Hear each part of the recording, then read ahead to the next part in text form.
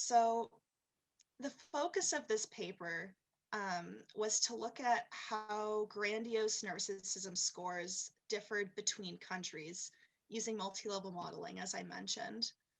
So for those of you who are less familiar with narcissism, dispositional narcissism, or narcissism as a personality trait, is this sort of antisocial quality in individuals that's characterized by grandiose behavior and the sort of sense of entitlement and of self-importance. And there's been a whole lot of literature on narcissism in the personality field of psychology. And so, as I mentioned, I used a large data set that I had access to and used multi-level modeling. And so today I'm going to be discussing the model that I used. I'm going to be focusing most of my time on the model itself because that's the most interesting part, but I'll spend a little bit of time too just discussing narcissism because I don't necessarily know how much background you all have in it, and this article assumes a lot of familiarity with narcissism. And then I'll chat a little bit too about the implications of the paper. So this sort of the abstract just summarizes everything in the paper, but I'm going to be going through it in a little bit more detail. Okay, so as I mentioned, narcissism is this antisocial personality trait that's characterized by being self-centered, grandiose, and egotistical. And another element that sparked this paper idea was that people can, I travel a lot, and people will describe countries as being warm and friendly, or countries that are cold and welcoming. I know when I travel, people talk about Canada as being, oh yeah, Canada, you know, the country is so friendly. And I mean, that's nice and everything. And that got me thinking, well, maybe we can describe countries as narcissistic because it certainly appeared in the news. I came across this Washington Post article that paints the United States as this nation of narcissists based on this paper that was looking at people who perceived their country as having a very large impact in all of human history. So that's how they operationalized or defined country level narcissism, although usually it's studied between individuals. So as I mentioned, narcissism is this self-centered, grandiose, egotistical personality, and it's part of this larger group of antisocial traits called the dark tetrad of personality. So I've published some other research on the dark tetrad, but for this paper, I'm just focusing on narcissism. But all of these traits, narcissism, in addition to being the self-centered quality, is also willingness to exploit other people. People who are narcissistic don't really care about the people that they hurt in order to promote their self-interests and their sort of sense of importance. So they try to make themselves look good. And people who are narcissistic in general tend to be younger. They tend to be men more so than women. And this is a finding that's consistent across antisocial traits. And people who have higher socioeconomic status also tend to be more narcissistic. So that's sort of some broad between people differences for narcissism. And other research has looked at how narcissism fluctuates within an individual, so almost like a narcissistic mood. And less research has looked at narcissism between countries.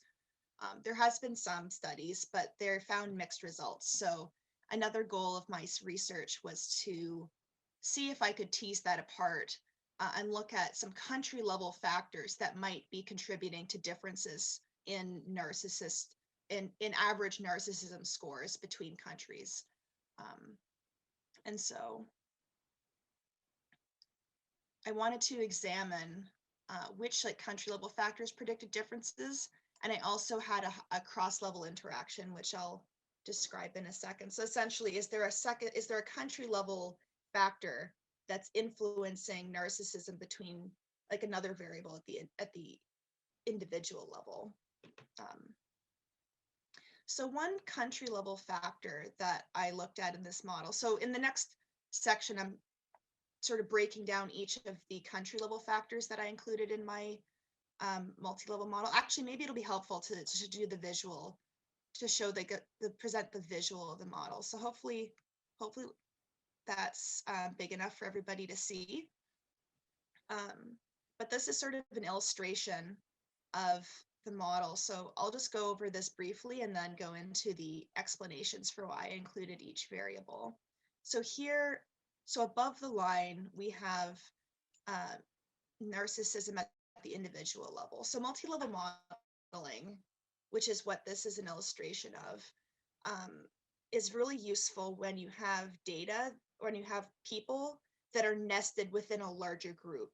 So in this case, I have participants nested within countries. So I could look at, I could take everybody in the sample and look at their narcissism scores irrespective of country, but I have this variable that groups people. So I can also look at whether there's differences at the country level and not just at the individual level. So I could look at people, whether people within a country have a lot of variation, and I could also look at whether in general people between two countries, there's variation in this score.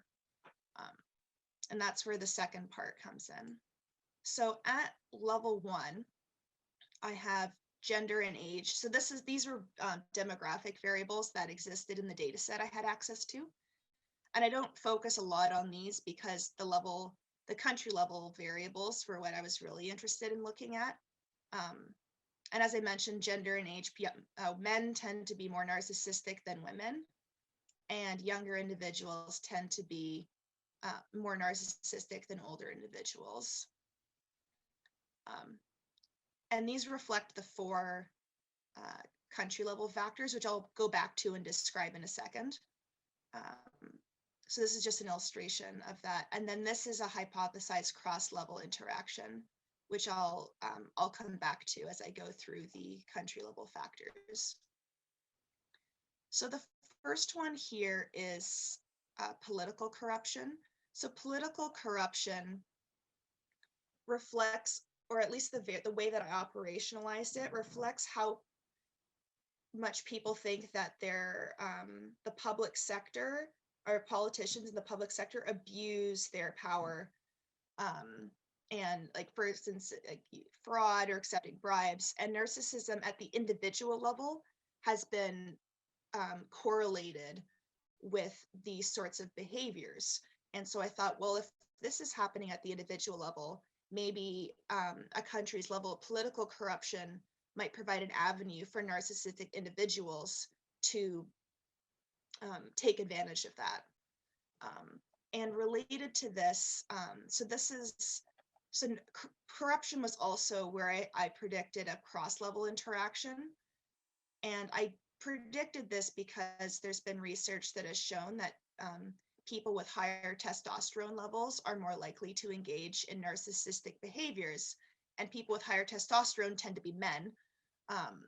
So I was expecting that in countries that have higher corruption scores, the relationship between gender and narcissism would be even stronger, so that we'd see like an exacerbated correlation compared to countries with lower corruption.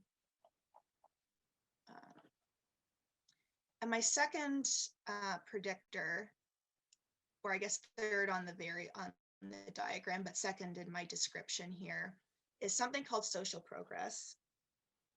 And social progress is this variable that looks at social development. So whether human needs are being met in a country, people's overall well-being, do they have enough food? Do they feel safe? Are they have access to education?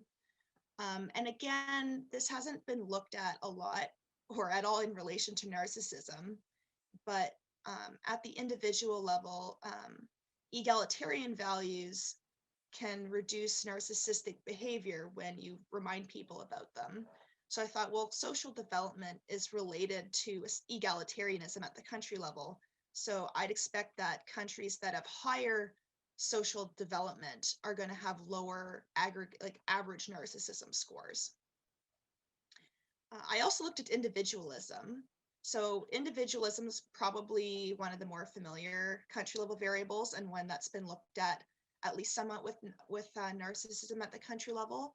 So individualistic countries have a more of a culture where the emphasis is put on the individual interests, individual needs, and sort of not quite a you come first attitude, but you're more likely to achieve your, like, you promote your goals or over, say, the group, like your families or your group's interests, whereas more collectivistic countries are more likely to, or it's more of a culture to promote the group and have group harmony. And there's been research that has shown that narcissism is higher in individualistic countries than collectivistic ones. So I predicted that in countries with higher individualism scores, there'd be also higher narcissism scores. And then finally, at the country level, I predicted that countries that had more economic success, as measured by gross domestic product, would also have higher narcissism scores, because, again, there's not a lot of research that has looked at the country level with narcissism. So a lot of my predictions were informed by individual level relationships.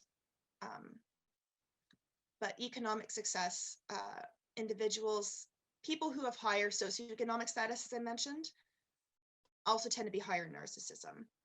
So I used multi-level modeling to incorporate all of these hypothesized relationships in one model. So I wanted to see whether these factors would be predictive. And I was mostly focused, like I was expecting gender and age to be predicted or predictive of narcissism, but I wasn't really that interested in them because these are pretty well-established relationships. So that's partially why I don't really describe them in too great a detail. So as I mentioned, I want to see whether narcissism differs between countries. I was looking for whether there'd be a lot of variance, and whether that variance can be predicted by country level variables. And then I had this additional hypothesized cross-level interaction to see whether the relationship between gender and narcissism would be different in countries with higher corruption. So this is just a summary of pretty much everything that I've described previously with my hypotheses, just listed really nicely so people reading the article don't have to hunt them down. So I won't go over them again because I just described those aloud. And then again, figure 1 is that visual representation. I'm a very visual person when it comes to statistics, and multi-level modeling is one of those analyses that when I was learning about it, it gives you a huge headache trying to look at it from a formula perspective. So I find that having a visual of a model is a lot easier to sort of piece together where everything belongs. So as I mentioned, I had access to a large open source personality data set. And after data inspection, I had almost over 30,000 cases. That was fun to clean, let me tell you. And I have a little summary at the end of my data inspection process of how I went and pared down this 50,000 data set all the way down to 30,000. Trait narcissism was measured using the 4-item narcissism subscale from the Dirty Dozen. This is a relatively popular measure of trait narcissism that contains 4 items. Again, I didn't collect the data myself, so I couldn't choose the demographic variables or the narcissism scale, but I could choose the country level predictors, because I went through online and I located various indices. So corruption was measured by the Corruption Perceptions Index. Essentially, all these indices are given on a score from 0 to 100, and are provided through like government organizations or nonprofit organizations who make it their goal to go through various countries and analyze them on their criteria and then put together an index. So there's one for corruption, where a higher score here indicates that a country is very inversely very low on political corruption. There's social progress, where higher scores are better. Again, it's out of 100. For economic prosperity, I used gross domestic product based on purchasing power parity, which is more appropriate when looking at when the focus is on living conditions and welfare, as opposed to just pure amount of goods being sold. And then I used another a well-known index of individualism, collectivism, where higher numbers reflect countries that are more individualistic. So as I mentioned, I didn't collect the data myself. The procedure section basically describes the data collection information that was provided by the Open Psychometrics project, but all the people who completed the study did consent for their data to be used for research purposes. So one really important consideration for multi-level modeling is that you have data that are nested. So as I mentioned earlier, because the individuals were nested within countries, multi-level modeling was more appropriate than just looking at them at the individual level. And following a model building approach, I started with what we call an intercept only model to look at the interclass correlation. So this is essentially just looking at whether there's variance at the country level on narcissism to serve as a baseline for all the other stages. So rather than just going ahead and testing that big complicated model that I have here, essentially I added one element at a time to see whether I'd have to see what was a significant predictor and whether each model was significantly better fitting of the data than the previous one. So I'm getting ahead of myself here. So I started with that, baseline intercept only model, and then I added the level 1 predictors, and then I went and I added the level 2 predictors, and then finally I added that cross-level interaction that I described. And then here is just a little information about the specific types, like the specific estimation method that I use in the software. Although it doesn't really matter too much which one you use. Actually, where's that book? If you're interested in multi-level modeling, Hawks's book is a really great resource. It's pretty accessible and very detailed. So I relied a lot on his guidelines for the multi-level model development. So this here is the equation for the multi-level model. I personally find that an equation is a huge headache, which is why I prefer having a visual, but it's traditional in multi-level modeling to formally state your equation. And then this paragraph here just breaks down each parameter and describes them. It's essentially just saying that an individual's narcissism score is a function of their gender, their age, their country's corruption, their country's social progress, their country's GDP, their country's individualism, the cross-interaction, and then a bunch of residuals for each of these predictors. So all the leftover variance that's not accounted for by them. So that's essentially what this paragraph summarizes, and it again references the figure. And then this correlation matrix here is sort of different than one you might find in other literature. You can see there's a lot of zeros, and that's because it includes both the top diagonal is the country or the individual level predictors, and the bottom level is the country level predictors. And as you can see, the country level predictors are actually very strongly correlated with each other, which is something that is going to impact the model, as I'll discuss here later. So at the multi-level, so I'm going to go here. So essentially my multi-level model, I'm just going to go through this table here, which is essentially the summary of all the models that I ran. So starting with the intercept only model, and this isn't listed here, but it's in the text. So I calculated the interclass correlation. And in this intercept only model, the interclass correlation was 0.019, which means that of all the variance that I could account for in the model, at the country level, it was only 1.9%, which is very small, which is partially why I called the paper Narcissistic People and not Narcissistic Nations, because for multi-level modeling, you generally want a minimum of 5% of the variance that you can account for.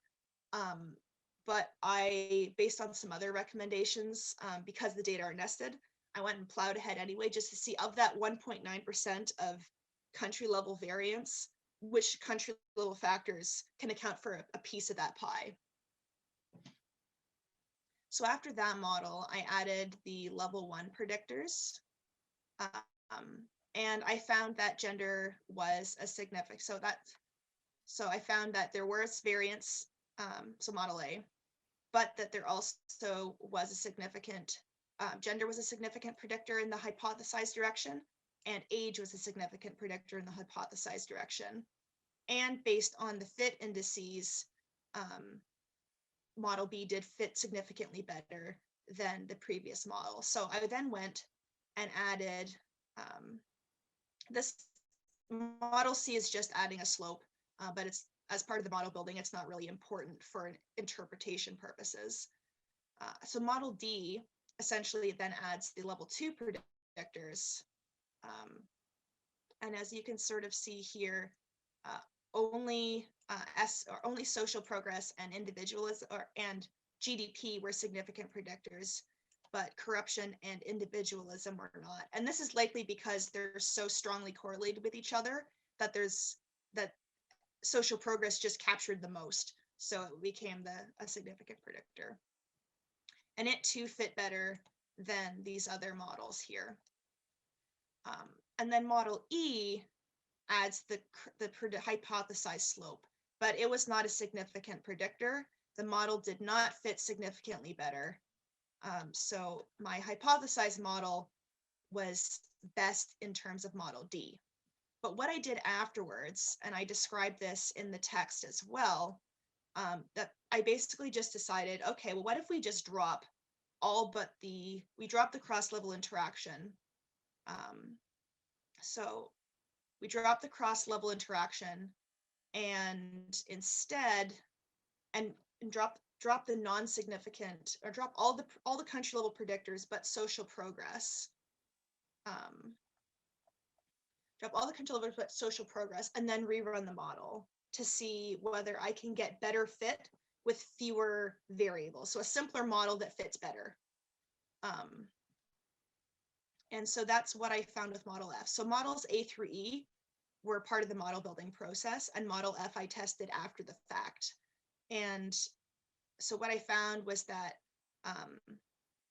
social progress was still, so all my social progress was still predictive, and it did not fit significantly worse, but compared to models D and E had fewer parameters. So it was a simpler model that fit better. So that's my model. So essentially, in terms of, so because I used unstandardized coefficients, we can actually sort of interpret the relationships directly. So this is to summarize the final model's results. So at the individual level, there was this main effect of gender. So men had higher narcissism scores than women, and because it's unstandardized, the average score for men on narcissism was about 1 point higher on the scale than women. And I also found a significant relationship for age, such that for every year older someone is, they had a lower narcissism score by 0.05 points.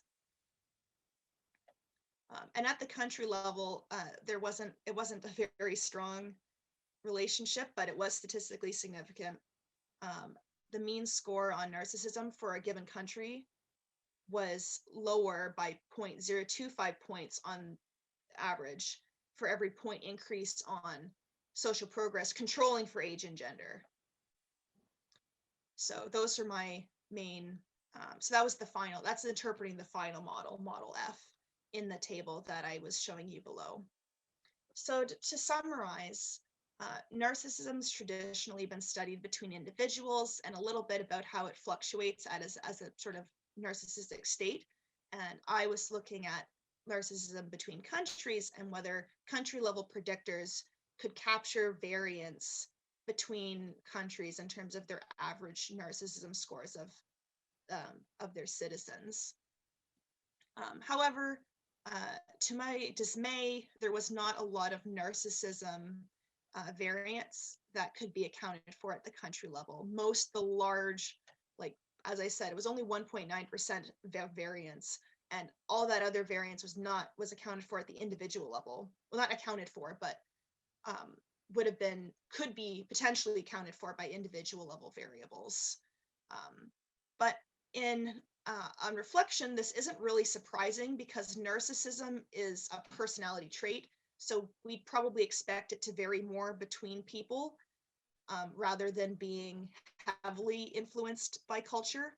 But this model is not a causal model, so that's more speculation. It's not something that the model can definitively prove.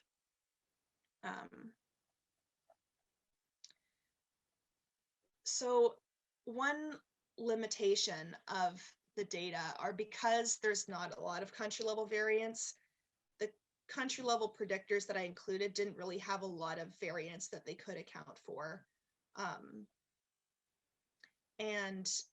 But from a methodological perspective, it was great that I could run multi-level modeling on such a huge data set, but because the data were collected online and were a convenient sample, there's some shortcomings that might have influenced the results. So people, just to clarify that, the country was recorded automatically by the by open source psychometrics project. So participants didn't indicate that they were from the countries that they was recorded. So if they were using an IP address or a proxy IP address, or they're visitors to a country, like traveling when they were completing the survey, then it would have recorded their country as one thing, even if it's not another. So while the study serves as a great foundation for future cross-cultural research or country level research with narcissism, it would